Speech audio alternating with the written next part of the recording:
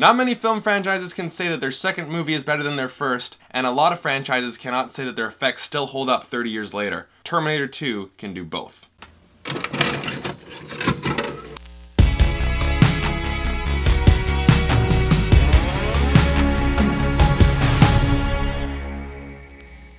Hey guys, welcome back to my channel. My name is Brandon, aka the Brando Critic, and on this channel it's my job to point you in the direction of movies worth checking out. So if that interests you, definitely hit that subscribe button. And today I'm here to tell you if Terminator 2 Judgment Day is still worth a watch today. So in Terminator 2, we have John Connor, played by Edward Furlong, and he is a rebellious 10-year-old kid living with his foster parents in Los Angeles, 1995. His mother, Sarah Connor, played again by Linda Hamilton, is in a mental institution for attempting to blow up Cyberdyne Systems, the company that would be responsible for creating Skynet, the computer system which becomes self-aware, launches all the nuclear weapons, leading to an all-out war between the humans and the machines, an event known as Judgment Day. John Connor obviously does not believe any of this, but quickly finds out it is too real when he comes face to face with a Terminator, played again by Arnold Schwarzenegger, the same model of Terminator that was sent back to 1984 to kill his mother, Sarah. However, in a shocking twist, this Terminator is here to protect John Connor from an even greater threat, the T-1000, played by Robert Patrick. And just like the T-800 from 1984, its prime directive is to kill, and its target is John Connor. It's impervious to gunfire, it can change its voice, just like the last Terminator. However, this Terminator is made out of liquid metal, meaning that it is able to shapeshift into almost anything. With the help of the T-800 Terminator, John Connor must save his mother from the mental institute and stop Skynet once and for all while being hunted by the most dangerous Terminator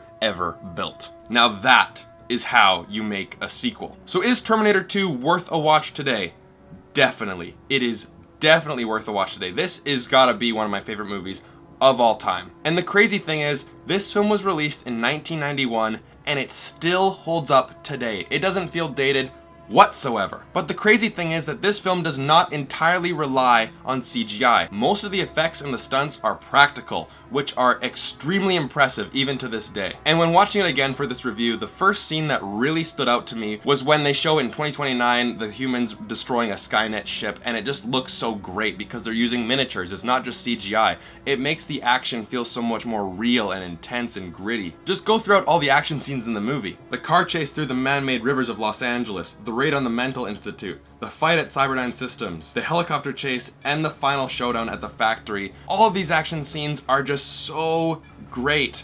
They feel so real because a lot of the stunts are real. Like that helicopter chase, like the human eye can detect if something's real or something's fake. And because this film blends CGI with practical effects so well, that is why the action scenes don't feel dated whatsoever, and it's been 30 years, almost 30 years. And the CGI, especially with the T-1000, it was revolutionary at the time. And again, this movie came out before I was born, so I can't say that I remember seeing it in the theater and I was blown away. But you know, we live in an age of the MCU and all these Marvel movies and all these giant CGI just fills the screen wherever you look, right? Even going back to the T-1000 shots, they still look impressive even to this day. So from a technical angle, Terminator 2 is a great movie, but like I've said in many videos, and I'm gonna sound like a broken record on this one, that doesn't matter unless you have a great story and great characters.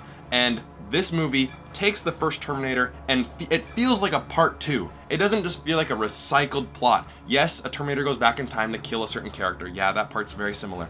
But this film pushes the limits of its characters and pushes the story in a new direction as well. Sarah Connor is back in this movie, and she does not play the same character whatsoever. In this movie, she's a hard-nosed badass, and society has deemed her crazy because she is the only one who knows about the impending doom of Judgment Day. And because the people don't know how to handle that, and rightfully so, if someone was telling you that, you know, the whole world was gonna just get destroyed in a couple years, yeah, she's crazy, right? So put her in the mental institute, you know, she cannot be out in society. But because she knows that this impending danger is coming, she is constantly haunted by dreams of just death and destruction. And even seeing it on screen, you're like, wow, you wouldn't actually see a scene like this in a modern movie today. And it hits you. You're like, yeah, you really know why Sarah Connor is going as crazy as she is. And she is willing to do whatever it takes to stop it. But in the process of doing that, she loses her humanity and becomes more robotic-like and more like a Terminator. And the perfect scene for that is when Sarah Connor and John Connor are reunited again, and John Connor, all he wants is a hug. You know, he wants that human compassion, which he hasn't had in so long because his mother's just been put away for so long. And yeah, they hug, and John wants a hug out of love and compassion, but Sarah Connor, she's not really hugging him, she's checking for wounds. But the person who does teach her again about humanity and the value of human life is her son, John Connor. Now, Edward Furlong, this was his very first acting gig. And I found that out after I watched the movie, and that totally just blew my mind, because the guy is just a natural at it. This is one of the best child performances I've ever seen.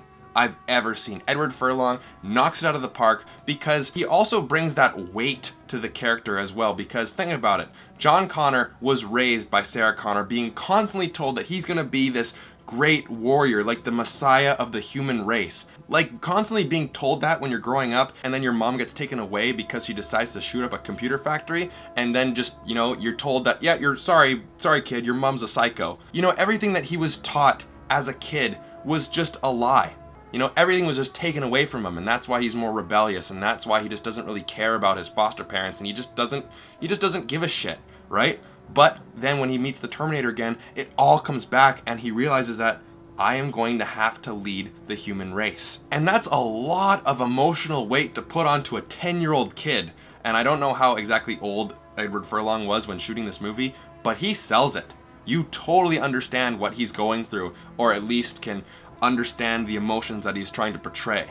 And just like Sarah Connor in the first movie, throughout Terminator 2, you start to see John Connor progress into having the qualities that are necessary for him to become the messiah of the human race. You know, he teaches characters who have lost their way about humanity and the value of human life, and to be strong. And you can really see that in his relationship with his mother, Sarah Connor, and the relationship he has with the T-800, the Terminator, played again by Arnold Schwarzenegger. So while we have deep characters, an intriguing story, and obviously the great action set pieces to go along with it, that makes a very good movie. But in my mind, a movie that becomes great in a lot of people's mind, they bring in themes that go outside of the movie. Meaning it brings in extra themes that make you think about humanity and life and, you know, philosophy or whatever it is.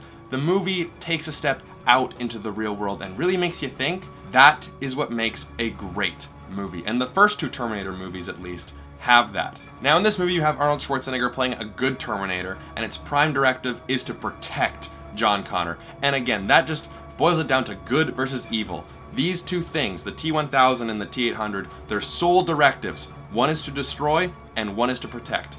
Simple, effective, but on top of that, you learn that the T-800 is able to learn.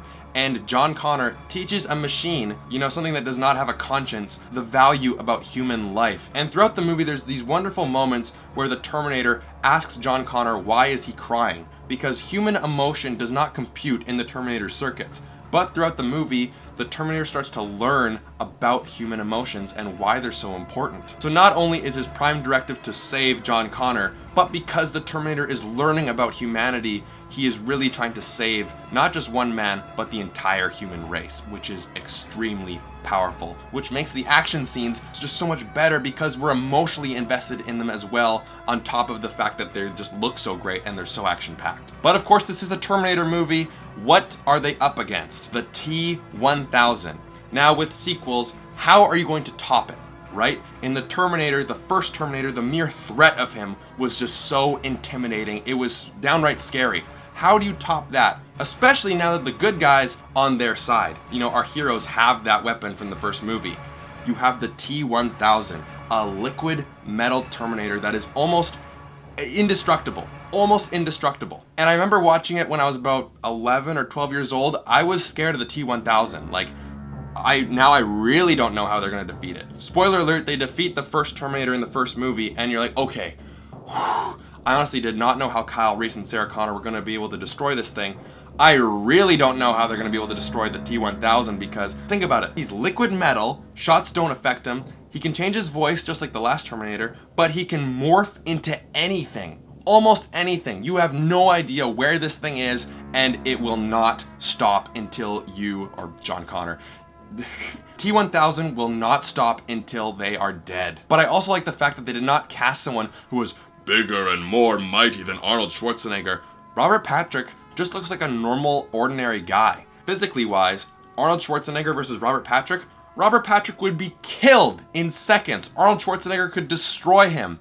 But there's a great moment in this movie where the Terminator, the T-800, realizes how much more powerful the T-1000 is. And when looking at the two, you wouldn't think so. But Robert Patrick just has that look in his eye, that look of determination that he will not stop and he cannot be defeated, which just makes for a great threat, which is even a greater threat than the first movie, which seemed impossible. But Robert Patrick and James Cameron together, they did it. Add all that together and you have one of the best sequels ever made. I'm giving Terminator 2 Judgment Day a 5 out of 5. This is by far one of my favorite movies of all time. Again, I don't know where it ranks in the top 10 or the top 20 or top 25. I'm planning to do a list pretty soon. I have a rough idea of what the movies are, but I can tell you right now that Terminator 2 will be one of those movies. And just a side note, at the end, tears. Every time. So again, guys, tell me your favorite Terminator movie down in the comment section down below, and if you haven't seen this movie, see it. I guarantee you will not be disappointed. And like I said in the beginning, if you're new to this channel and you want to see more videos like this, definitely hit like and subscribe. Thank you so much for watching. Hasta la vista, baby.